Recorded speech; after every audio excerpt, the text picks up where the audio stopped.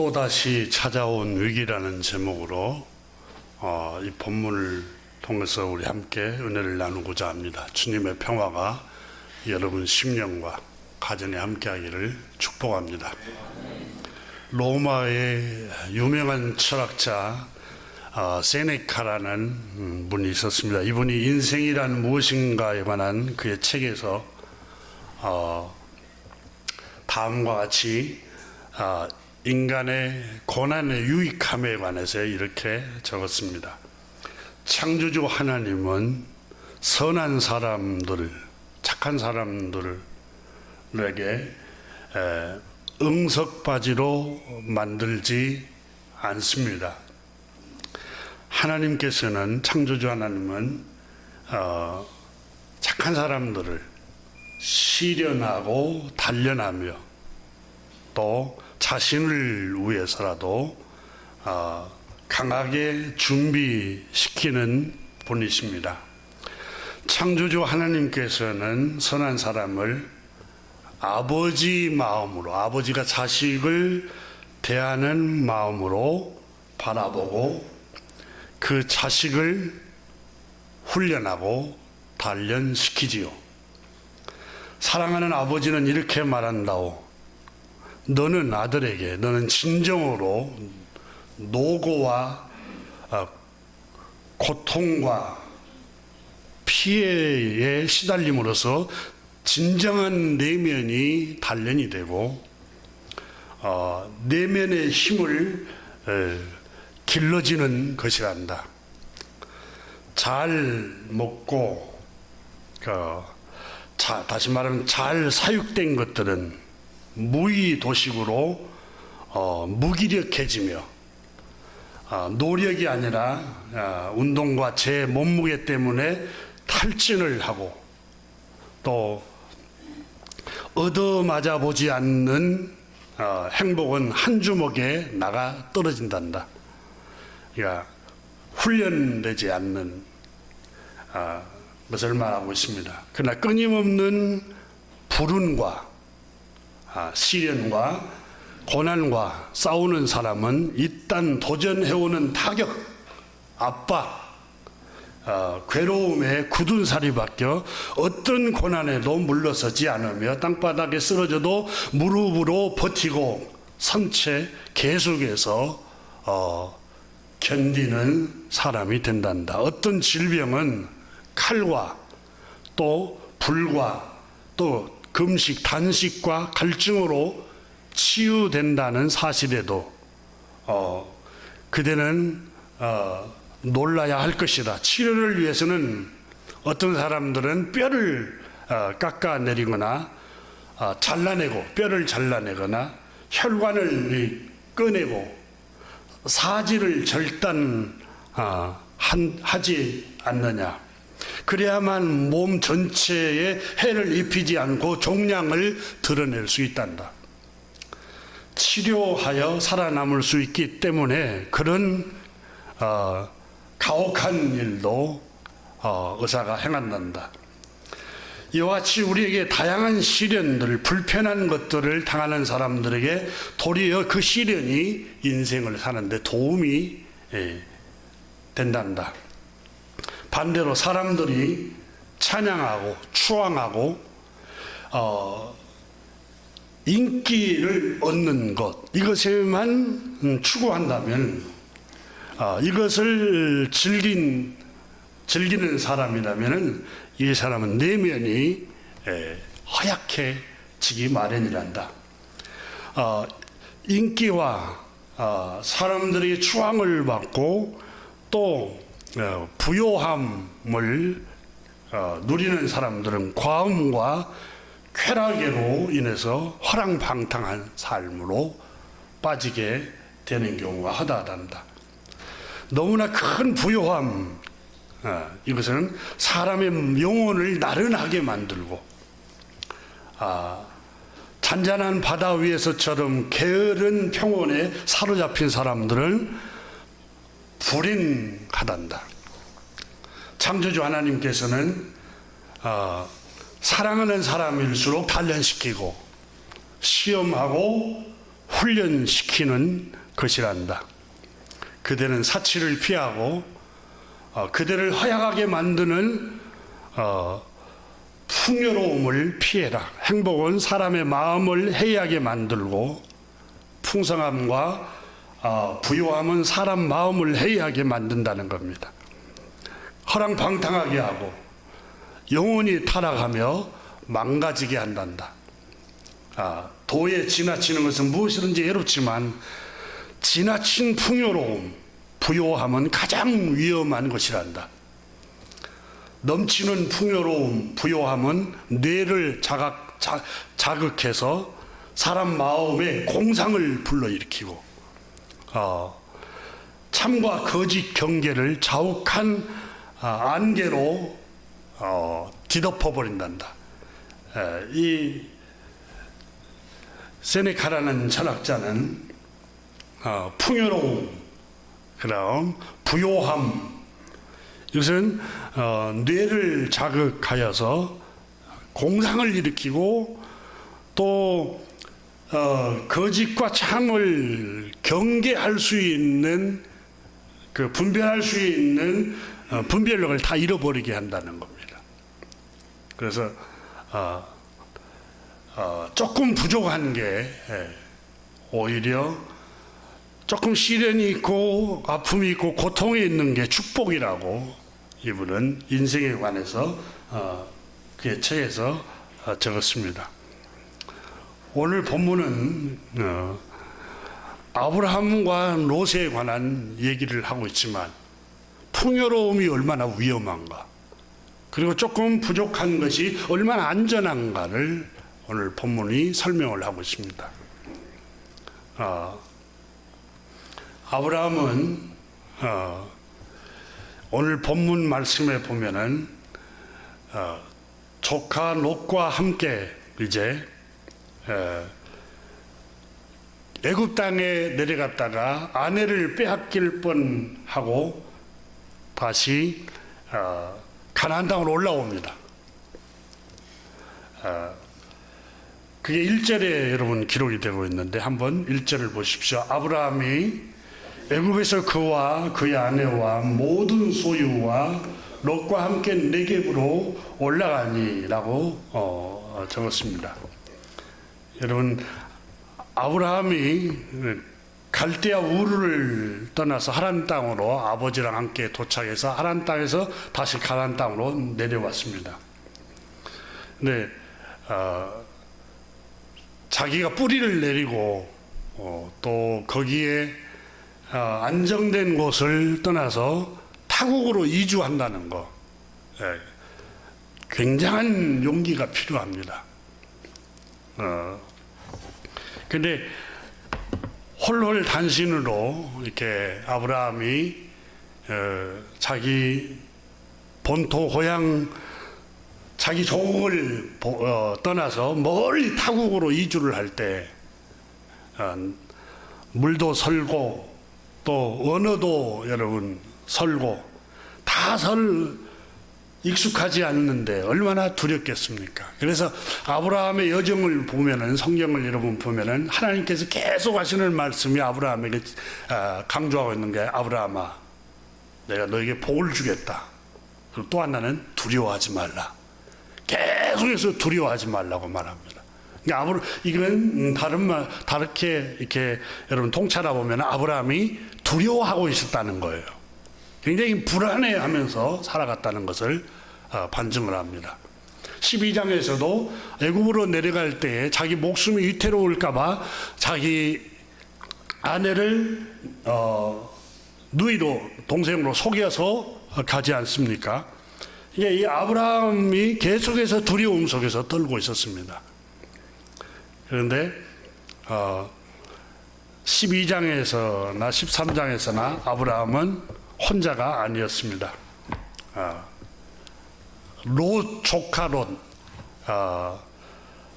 조카 롯과 함께, 롯의 가족과 함께 떠났습니다. 롯과 함께 같이 동행을 했어요. 그래서 이 동행하는 사람이 없었더라면 아브라함은 더 두려웠을 것입니다.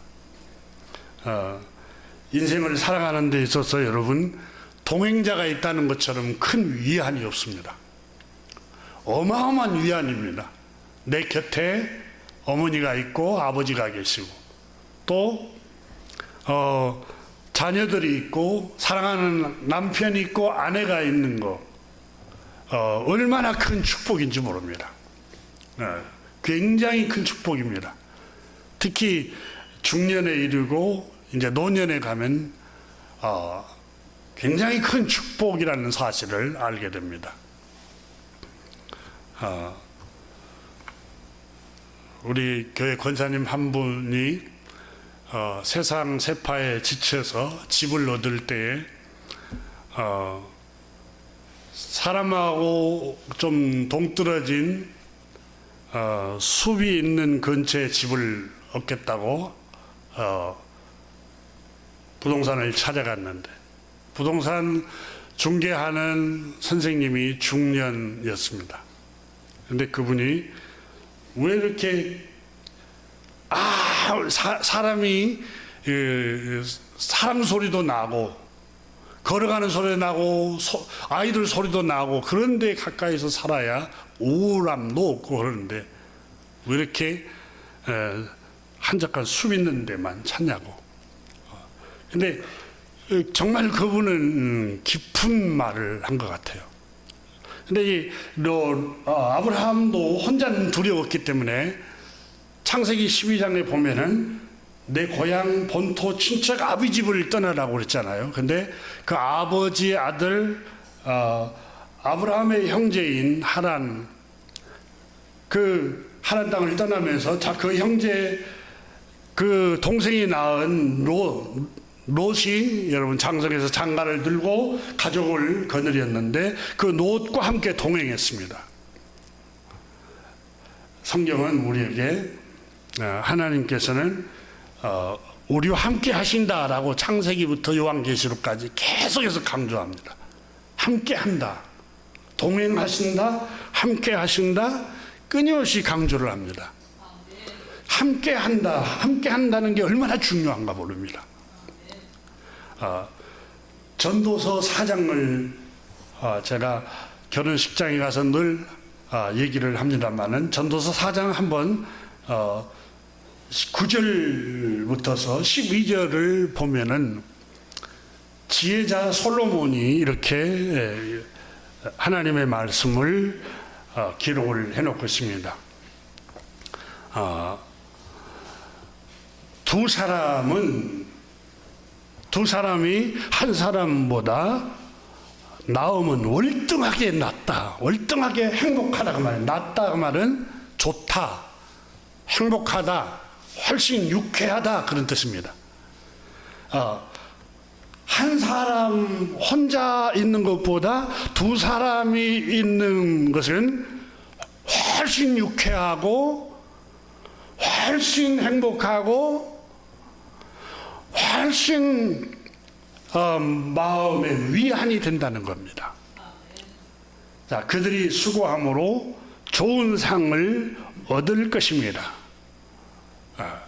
제가 60이 보니까 그런 생각이 들어요. 이미 우리 장로님들, 권사님들은 이미 선배분들은 다 경험했을 것 같아요. 아이들 소리가 놀이터에서 나오고 아파트에 봄이 되니까 문을 열어놓고 아이들끼리 막 싸우는 소리가 들리고 그게 얼마나 정겹게 들리는지 모르겠어요. 그렇잖아요. 근데 누군가가 있다는 게 얼마나 중요한가 몰라요. 주변에 함께 동행하고 함께 살아가는 사람들이 있다는 게 얼마나 큰 축복인지 모릅니다. 그래서 아브라함도 본토 친척 아비 집을 떠나라고 했는데 친척도 다 떠나라고 했는데 조카 롯을 같이 동행하잖아요. 근데 오늘 성경에 또 전도서 4장 10절에 보면은 혹시 그들이 넘어지면 하나가 그 동물을 붙들어 일으켰니와 홀로 있어 넘어지고 붙들어 일으킬 자가 없는 자에게는 화가 있으리란 말, 화란 말은 불행할 것이다 그 말입니다. 무슨 큰 화가 아니라 외롭고 고독할 것이다, 유쾌하지 않을 것이다 라는 뜻입니다. 그리고 11절에 또 두 사람이 함께 누우면 따뜻하거니와. 여러분, 두 사람이 함께 누우면 옆에서 말소리만 나도 따뜻한 소리잖아요. 아무 소리 없이 생각해 보세요. 제가 목회를 하면서 많이 부족해서 목회를 잘 못해서 지치고 힘들어서 젊은 시절에 40대쯤 됐을 것 같아요. 후반대. 아내랑 함께 깊은 아무도 찾아오지 않는 산속에 들어가서 살아버리자고 이렇게 한 제안이 있었어요. 근데 성경에 보니까 시편 기자도 너무 괴로우면은 주님, 내가 날개가 있으면 사람이 살지 않는 저 광야에 가서 거하고 싶습니다. 그 고백을 시편 기자가 써놨더라고요.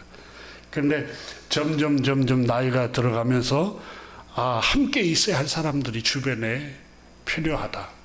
여러분, 우리가 함께 모여서 주님을 섬길 수 있다는 게 얼마나 큰 축복인지 모릅니다. 어마어마한 큰 축복이죠. 그리고 오늘 성경에 두 사람이 함께 누우면 따뜻하거든요. 한 사람이면 어찌 따뜻하랴. 그러니까 따뜻함이 없어요. 차고 겨울바람처럼 쌩쌩하고 냉랭하고. 여러분, 인생이 너무너무 냉랭하면은 또 싸우면 얼마나 힘듭니까? 근데 누군가가 내 곁에 있다는 거 얼마나 감사한 일인지 모릅니다. 우리 한번 받아서 감사합니다 한번 합시다. 옆사람 시작. 감사합니다. 할렐루야. 오늘 집에 가서도 여러분 감사하다고 자꾸 하세요. 감사합니다. 그리고 12절에 한 사람이면 패하겠거니와 혼자 있으면 좌절하겠거니와 그 말에 꼭 전쟁의 승패가 아니라 혼자 살면은 낙심되고 좌절하고 우울하고 의기소침하고 비관적이고 이렇게 낙담하겠거니와 두 사람이면 옆에 누군가가 있으면 맞아 일어설 수 있어. 그래 내일 또 태양이 또 떠올라. 이렇게 어려운 시기가 지나면 다시 좋은 계절이 올 거야. 지난 겨울이 무척 추웠지 않습니까? 근데 지금은 봄 아침 저녁 기온이 창문을 열어놓으면 얼마나 선선하고 공기가 좋습니까?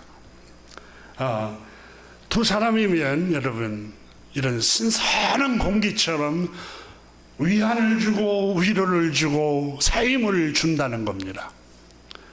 그래서 12절에 세 겹줄은 쉽게 끊어지지 아니하느니라. 그러니까 세 명이면 더 여러분 위안이 된다고 말하고 있습니다. 오늘 창세기에 다시 돌아갑니다. 창세기의 본문에 아브라함이 조카 롯과 함께 가나안 땅에 왔고 애굽으로 내려갈 때도 함께 동행을 하고 다시 애굽에서 다시 가나안 땅 베델 동편 쪽으로 정착을 할 때도 함께 같이 동행을 합니다. 여러분, 동행한다는 게 얼마나 큰 축복입니까? 나 옆에 내 곁에 누군가가 동행하는 사람이 있다는 것 정말 축복 중에 축복입니다. 오늘 본문 13장은 아브라함의 애굽으로 아브라함이 내려갔다가 큰 고난을 당한 후에 다시 하나님의 약속의 땅 가나안 땅으로 올라옵니다. 그리고 이 가나안 땅에 올라올 때는 이미 아브라함은 부자였습니다. 처음에 12장에서 보면은 하란 땅에서 모은 갈대아 우리에서 모은 재산을 다 가지고 왔다고 기록하고 있습니다. 이주할 때. 그리고 또 애굽에서 아내를 빼앗긴 후에 보상을 바로 왕에게 받아서 더 많은 은과 금이 증식이 되고 부여해졌습니다. 아브라함과 조카 롯은 목축업을 하는 사람이었습니다. 사업을 하는 사람인데 목축업입니다. 양을 키우고 소를 키우는 큰 목축업을 했습니다. 우리나라처럼 지금 현대 외양간에서 목축업을 소를 기르고 양을 기른 게 아니라 풀을 따라서 이동을 했습니다. 이게 목초지를 따라서 이동을 하면서 양을 키웠던 사람들입니다. 근데 이 아브라함이 점점 양떼가 불어나고 소떼도 불어나서 또 조카 롯도 삼촌 이 아브라함을 따라서 사업을 목축업을 배우다 보니까 부자가 됩니다. 같이. 얼마나 이게 여러분 성경이 우리에게 주는 지혜가, 성경은 오늘 과학적으로 과학자들이 심리학자들이 말합니다. 심리도 전이가 된답니다. 심리도. 늘 우울한 사람이 옆에 있으면 무의식 가운데 우울한 영이, 우울한 마음이 전이가 되고, 늘 밝고 긍정적이고 낙관적인 사람이 옆에 가까이 하면은 우울한 사람도 자기도 모르게 무의식 가운데에 그 영이 전이가 되어서 마음이 낙관적으로 변하고 긍정적으로 변한다는 거예요. 근데 그게 민수기 11장과 14장과 16장에 그대로 기록이 됩니다. 이스라엘 백성들이 늘 불평을 합니다. 우리가 애굽에 있었더라면 먹을 것이 풍요롭고 부추와 파, 마늘, 고기를 마음껏 먹을 수 있었는데 이 광야에 와서는 우리가 먹을 것이 만나밖에 없군 하고 고기도 못 먹고 하나님과 모세를 인도자를 계속 원망하니까 그게 점점 이 가정에서 저 가정으로, 저 가정에서 또 저 멀리 있는 가정으로 이스라엘 진으로 다 퍼져서 원망과 불평이 다 휩쓸어 버립니다. 무섭습니다, 여러분. 이 전이라는 게 굉장히 무서운 거예요. 근데 오늘 성경에 아브라함이 사업이 번성해지고, 그러니까 이 조카 롯도 전이가 돼서 번성해집니다. 그러니까 요즘에 여러분 책들 가운데 나오는 책 중에 부자들을 따라서 해라고 그러잖아요. 부자들을 가까이 하라. 그 이유가 뭐냐면 그들을 본받다 보면은 그게 전이가 되기 때문에. 그러니까 심리적으로 전이가 되고 누구와 동행하는가, 그게 굉장히 중요합니다, 여러분.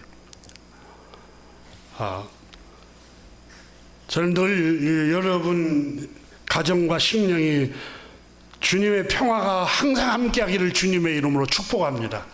그리고 그렇게 늘 기도하면서 축복을 하는데 전이가 될 겁니다.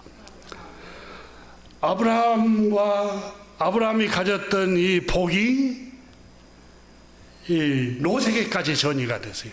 여러분, 롯 조카 롯이 삼촌 아브라함을 좋아하지 않았더라면 따라오겠어요? 내가 싫고 내가 미워하고 그런데 따라오겠어요? 내가 좋아하고 존경하니까 따라오죠. 성경에 하나님께 약속이 뭐라고 그랬습니까? 너를 축복하는 자를 내가 축복하겠고, 하나님께서 아브라함에게 약속한 말씀이잖아요. 이게 롯이 아브라함을 좋아하니까 하나님께서 아브라함을 축복을 하신 거예요. 롯을 축복한 거예요. 자, 두 사람 서로 외로울 때는 서로 의지하고 위안이 되고 함께 동행해 준 게 굉장히 용기를 주고 일어설 수 있는 디딤돌이 됐습니다. 근데 점점 자산이 많아지니까, 양떼가 많아지니까 목초지는 적고 양떼는 많이 늘어나고, 그러니까 아브라함의 양을 치는 목동들, 종들이 있었어요. 그리고 롯에 양을 치는 종들이 있었어요. 그러니까 서로 그 종들이, 서로 목동들이 서로 싸웁니다. 왜 싸웁니까? 목초지가 풍성한 데를 차지하기 위해서 서로 경쟁하고 갈등하고 싸우기 시작합니다. 그게 오늘 본문의 내용이에요. 그러니까 아브라함이 애굽에 내려가서 큰 위기를 한번 맞습니다. 아내를 잃어버리고 가정이 불행해지는 어마어마한 사건이 벌어지죠. 그리고 다시 약속의 땅 가나안 땅으로 올라왔는데 또 다른 위기가 찾아오는 거예요. 한 고비 넘었더니 또 한 고비가 또 찾아오는 거예요. 이게 우리가 가는 인생길입니다. 그래서 우리가 불렀던 찬송가, 주의 약속의 언약을 믿고 너 십자가 지고 즐겁게 앞으로 나가라. 하나님의 언약의 약속의 말씀을 믿고 십자가를 지고 가라는 거예요. 하나님이 너에게 은혜를 주시고 승리를 주실 것이니까 약속의, 언약의 약속의 말씀을 믿고 십자가를 지라는 거예요. 아브라함은 그렇게 언약의 약속의 말씀을 믿고 오늘 본문에 십자가를 지는 것을 보게 됩니다. 모든 풍요롭고 물이 넉넉한 것을 다 포기해 버립니다. 부요함을 포기하고 자기에게 올 이익을 다 포기해 버리고 자기 조카 롯에게 다 양보를 해버려요. 왜 그렇습니까? 창세기 12장에 하나님께서 아브라함아, 내 말을 믿고 내 언약의 말을 믿고 이 약속의 말씀을 믿고 십자가를 지라는 거예요. 내 본토 고향 친척집 안전한 곳을 떠나 내가 너에게 지시한 땅으로 가라. 반드시 너에게 복을 주겠다.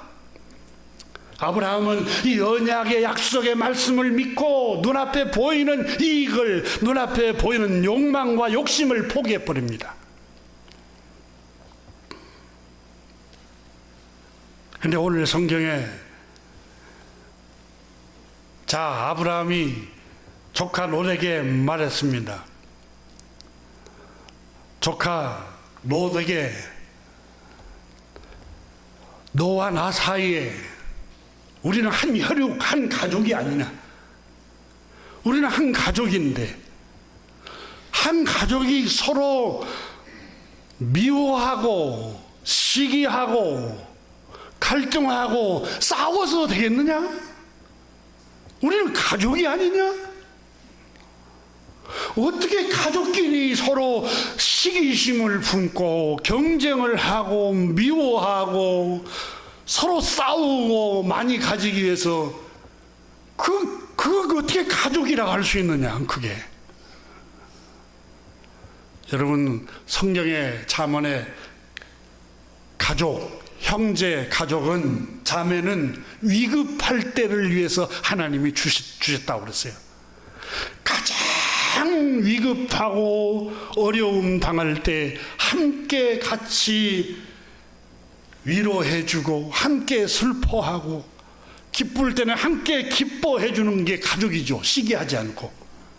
잘 되면 시기하는 게 가족이 아니에요. 기뻐해주는 게 가족이죠. 우리가 어떻게 가족이 이렇게 서로 친족인데 다투면 되겠느냐? 아브라함은 8절에서 이렇게 말합니다. 한번 보세요. 8절에 본문 창세기 23장 8절에 아브라함이 롯에게 이르되 우리는 한 친족이라, 한 가족이라는 뜻입니다. 나나 너나 내 목자나 내 목자나 서로 다투게 하지 말자. 9절에 보면은 내 앞에 온 땅이 있지 아니하냐. 왜 다투냐? 내가 욕심나는 대로 내가 탐나는 대로 그 땅을 차지해라. 내가 좌를 차지하든 좌편을 차지하든 우편을 차지하든 너가 먼저 풍요로운 땅을 다 선택을 해라. 네가 좌하면 나는 우하고 네가 우하면 나는 좌측편으로 갈 테니까 다투지 말자. 여러분, 이 넓은 마음, 이 양보하는 마음은 주의 언약을 굳게 믿고 십자가 지는 마음이 아니고는 불가능한 거예요. 그때 10절에 계산이 굉장히 빠른 롯이 10절을 보십시오. 이에 아브라함이 이렇게 말을 하자, 그러자 롯이 눈을 들어서 사방을 살펴보는 거예요. 자, 헐몬 산에서 흘러서 갈대아 호수로 물이 내려옵니다. 지금으로 말하면 저 레바논에 2000m가 넘는 산이 있습니다. 그 산에서 설산에서 내려오는 물이 남쪽으로 흘러서 북이스라엘 쪽 사마리아 쪽인 갈릴리 호수, 거기를 거쳐서 그 넘쳐서 흘러서 내려오는 게 요단강입니다. 이 롯이 보니까 물이 흘러 사시사철 마르지 않고 흘러내리는 것이 보니까 요단 동편이에요. 요단 동편. 그것은 물이 사시사철 흘러요. 그래서 오늘 성경의 10절에 여호와의 동산 같고 그랬어요. 여러분, 창세기 3장에 여호와의 동산, 에덴 동산이 나오죠. 에덴 동산에는 강이 몇 개였습니까? 4개였습니다. 그 말은 4개의 강이 흘렀다는 말은 목마름이 없고 풍요롭고 기름진 땅이었다는 걸 의미합니다. 그러니까 여호와의 동산 같고, 그 말은 기름지고 풍요롭고 초목이 무성하고 양떼와 소떼를 마음껏 풀을 먹일 수 있고 사업이 번성해 갈 수 있는 곳이라는 겁니다. 10절에 보니까 롯이 눈을 들어 요단 지역을 바라본 즉 소알까지 온 땅에 물이 넉넉하니, 물이 넘쳐 흘렀어요. 물이. 여호와께서 소돔과 고모라를 멸하기 전이었으므로 여호와의 동산 같고 애굽 땅과 같았더라. 애굽은 여러분 나일강이 흘렀잖아요. 수천 킬로미터가 나일강이 흐르잖아요. 그래서 애굽 땅은 메마르지가 않는 거예요. 그러니까 이 애굽 땅과 같았더라, 그 말은, 여호와의 동산 같고 애굽 땅과 같았더란 말은 풍요롭고 기름지고 부요한 땅이었다는 거예요. 기름진 땅이었어요. 그래서 이 기름진 땅, 이 물이 넉넉한 땅은 아브라함이 조카 롯에게 우리는 한 가족이 아니냐, 우리가 서로 시기하고 경쟁하고 미워하고 싸우면 무슨 가족이냐. 여러분, 우리 한반도, 북한도 우리 선조들은 함께 피를 나눌 지역은 이 소돔과 고모라 지역, 이 지역과 이 도시는 성경에 뭐라고 기록합니까? 13절에 소돔 사람은 여호와 앞에 악하며 큰 죄인이었더라, 이렇게 기록합니다. 그리고 소돔과 고모라 도시는 10절에 여호와께서 소돔과 고모라를 멸하시기 전이었으므로 멸망을 시키는 땅입니다. 하나님이 장차 심판하실 땅이에요. 그것이 바로 풍요로운 것입니다. 기름진 것입니다. 물질이 넉넉한 것입니다.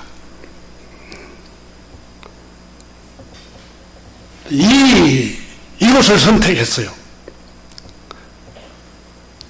빌 브라이슨이 쓴 우리 몸의 안내서라는 책 7장에 보면은 심장과 피라는 주제를 다루면서 성공했던 의사 사람 가운데 여러 사람을 열거하는데 그 중에 의사로 성공하고 어마어마한 돈을 벌고 명성을 얻었지만은 대부분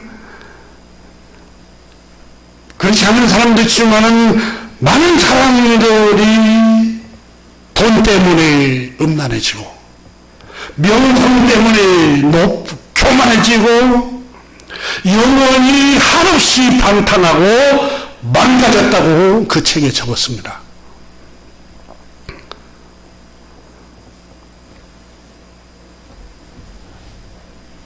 외과의사 월터 밀러 하이라는 사람, 심장 절개 수술 아버지로 불리우는데 이 심장 수술을 안전하게 시도를 했던 사람인데 이것 때문에 엄청난 명예, 유명해지고 부를 쌓습니다. 이 어마어마한 부와 돈이 그의 영혼을 병들게 해버린 겁니다. 영혼이 방탕하고 망조가 들게 했는데 이 책에 적기를 그는 명성에 걸맞지 않게 지저분한 짓을 저지르고 다녔다 이렇게 적었습니다. 탈세와 매춘, 음란한 생활로 영혼이 완전히 망가져버리고 방탕해버린 거예요.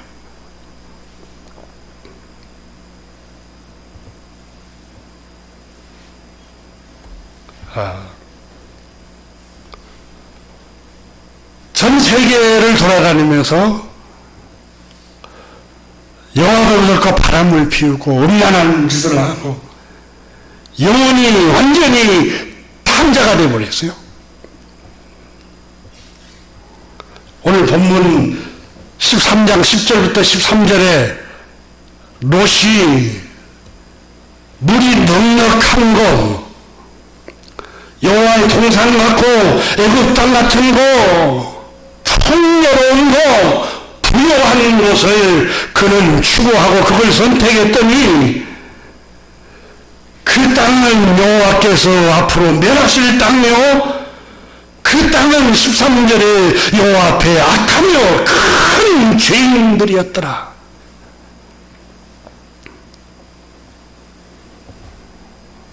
여러분, 부자들이 더 신사도 많지만 독한 사람도 더 많습니다. 그래서 성경에 가난한 사람들은 다 그렇지는 않지만 무슨 일이 붙으면 서로 얘기를 하고 서로 어떤 길로 하는데 부자는 너희를 재판관 앞에까지 끌고 가느니라 이렇게 성경이 적고 있어요. 철저하게 이익을 따져서 결국은 법정까지 데리고 간다고 그래요. 그러니까 긍휼이 조금 적은 것 같아요. 긍휼이. 다 그렇지는 않아요. 좋은 부자들도 많죠.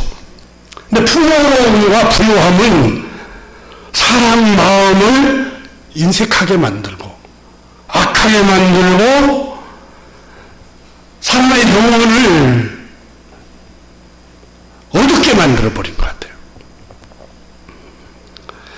일과 양식이 넘치고 물질적인 풍요가 넘치고 기름지고 넉넉하면 영원히 방황한다는 거예요. 방탕한다는 겁니다.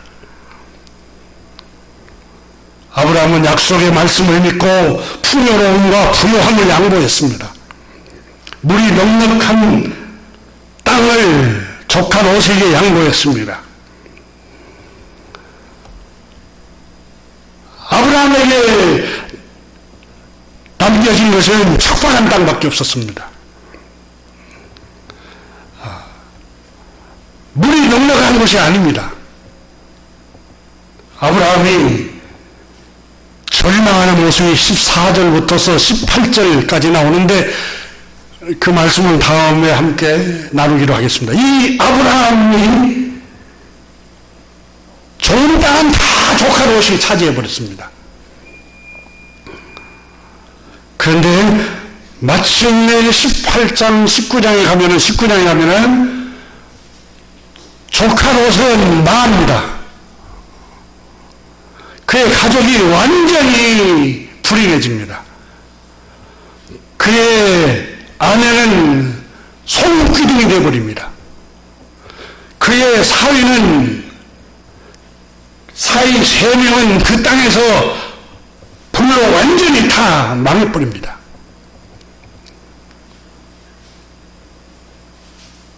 세 딸은 아버지 롯에게 술을 취하기 위해서 자녀를 이제 퍼뜨리긴 일을 합니다. 정말 너무너무 불행한 사건을 우리가 보게 됩니다. 그러니까 풍요로운 것이라고 좋은 게 아니에요. 일이 잘 되고 부유하고 부자가 되고 명성을 얻고 성공하고 인류대학하고 여러분 좋은 연봉을 받고 승승장구 만나고 이게 복이 아닙니다.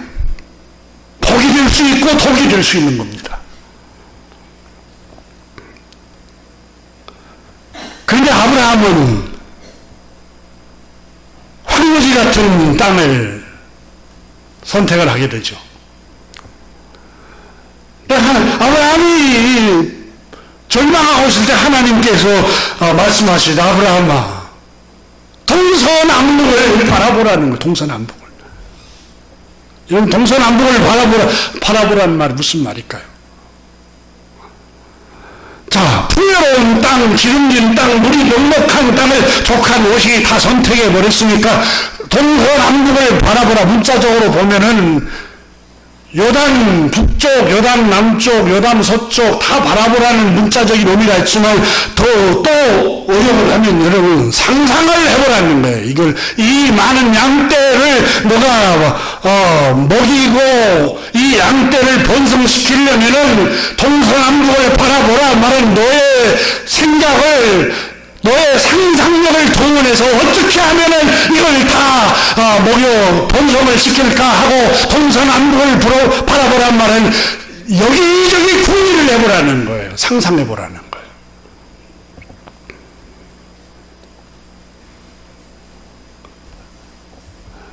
거예요. 헤겔이라는 철학자도 그랬잖아요. 역사는 도전이 올 때만 발전한다고. 도전이 오면 응징을 하니까 응징을 하면 합이 나오고 더 좋은 결과가 나온다는 거예요. 그러니까 롯은 전혀 도전이 없어요. 왜냐하면 풀이 넉넉하고 물도 넉넉한데 도전할 필요 없어요. 상상할 필요도 없고. 한 번씩 여러분 세계 기형을 이렇게 시청하면서 한 번씩 보면은 중앙아시아 쪽 땅이 얼마나 높습니까? 저 러시아도 얼마나 땅이 높습니까? 그런데 우리나라로 돈을 벌려고 일하러 와요. 저 중국 사람들도 그렇고. 우리는 자원이 없어요. 석유도 나지 않아요. 무슨 가스도 나오지 않아요. 전혀 자원이 없어요. 그리고 땅도 너무너무 적어요. 그런데 우리나라는 세계 10대 강국 경제 규모가 왜 그럴까? 이런 너무 황무지 같은 것이에요. 자원이 없어서. 그러니까 국리를 하는 거예요. 국리를. 우리가 여러분 자급자족으로 농사를 지어서 우리 국민들 30% 조금 그 정도밖에 먹고 살지 못한다고 그러잖아요. 다 농사를 쌀을 수입해서 가지고 와야 돼요. 땅을 벌어서. 근데 우리나라는 굉장히 잘 삽니다. 땅은 적고. 근데 어떻게 하냐? 우리 아브라함처럼 동서남북을 바라보는 거예요. 다 궁리를 하는 거예요. 어떻게 하면 기술을 개발해서 물건을 만들고 또 이런 물건뿐만 아니라 동쪽만 만든 게 아니라 북쪽 같은 물건을 만들고 북쪽 같은 물건만 만든 게 아니라 남쪽 같은 물건도 상상해보고 교육을 통해서 지식을 통해서 끊임없이 과학을 발전해서 상상을 하는 거예요. 상상을. 아브라함의 동서남북을 바라보라는 말은 그런 의미입니다. 필요는 발명의 어머니라고 했어요. 내게 필요하고 절박하면은 궁리를 하게 되고 연구를 하게 되고 상상하게 돼 있어요. 이런 얘기가 내려옵니다. 여러분,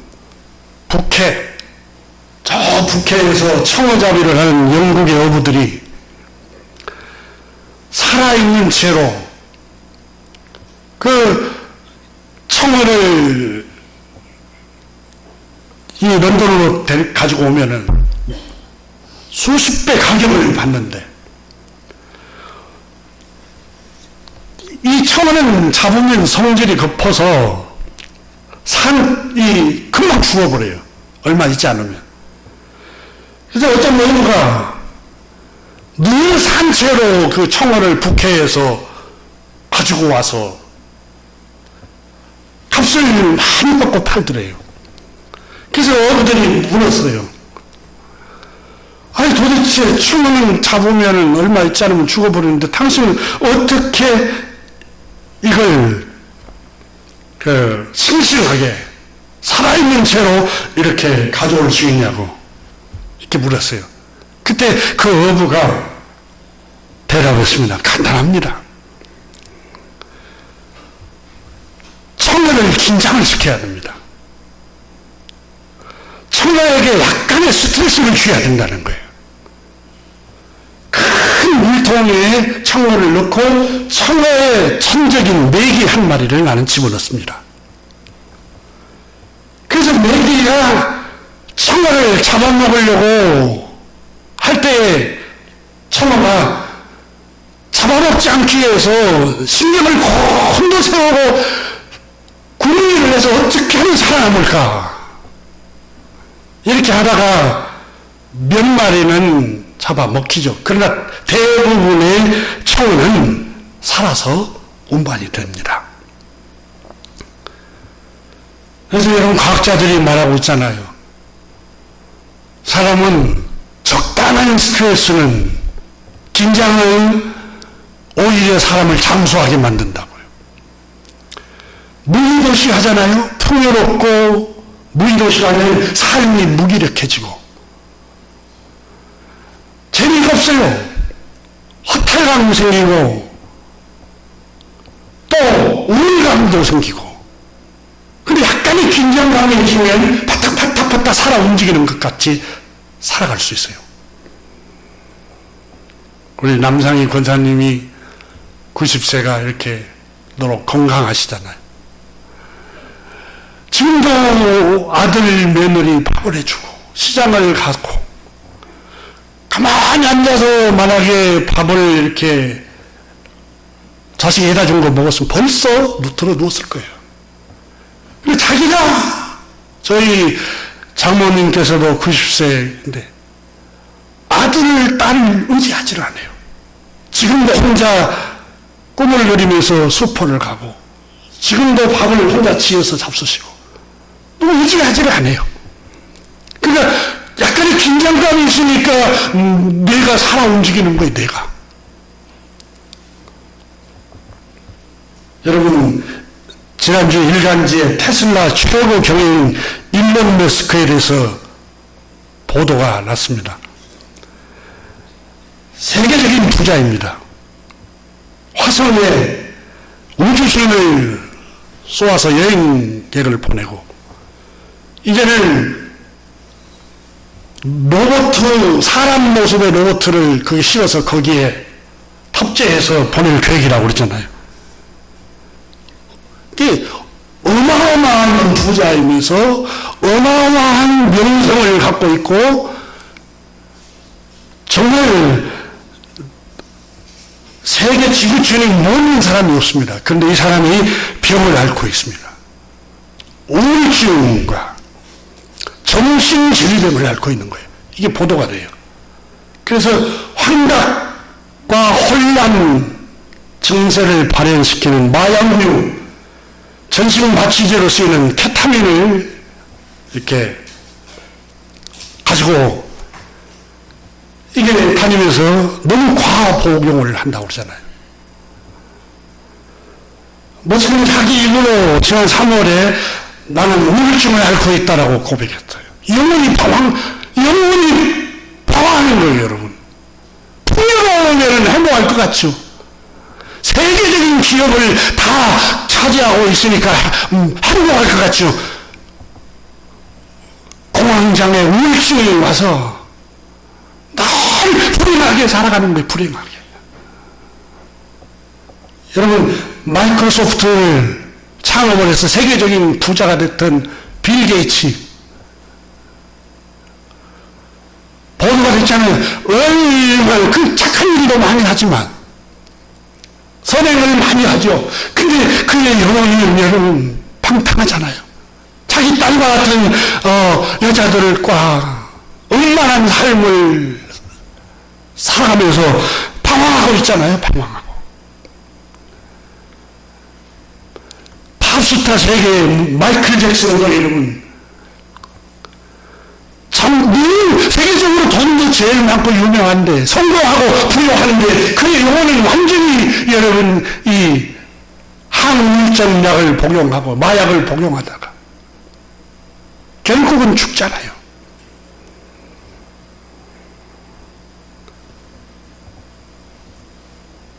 이 우리나라에서도 수많은 성공하고 명예와 부를 거머쥔 탑스타들, 배우들, 부유한, 풍요로운 이 가수들이 또 탤런트들이 부유한 계층에 성공한 사람들이 이 마약류의 그것을 음료수에 타서 마시다가 마침내 자살을 하고 생을 포기하는 게 막 보도가 되잖아요. 2023년 10월에 소위 클럽 마약으로 불리우는 케타민 처방 현황을 보고가 됐는데 최근 3년 6개월 동안 강남 소재의원에서 78만 명이 이 처방을 받아서 이 케타민 처방을 과복용을 한대요. 이게 보도가 됐어요. 그것도 우리나라에서 제일 잘 사는 강남에서 생각해 보세요. 잘 살면 영혼도 행복할 것 같은데 그렇지가 않다는 거예요. 여기 오늘 본문에 나오는 이 로또 보세요.